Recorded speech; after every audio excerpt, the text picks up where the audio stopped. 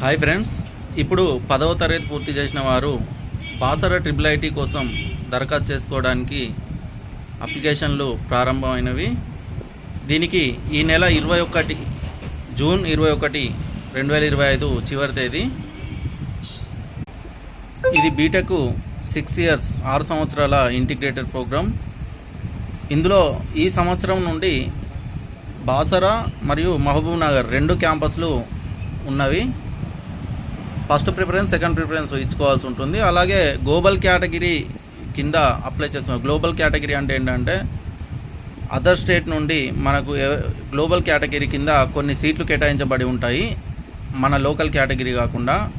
దాంట్లో కనుక ఒకవేళ గ్లోబల్ కేటగిరీలో అవి సీట్లు అన్ఫిల్డ్ సీట్లు ఏమైనా ఉంటే మనకు అందులో ఫిల్ కావడానికి అవకాశం ఉంటుంది.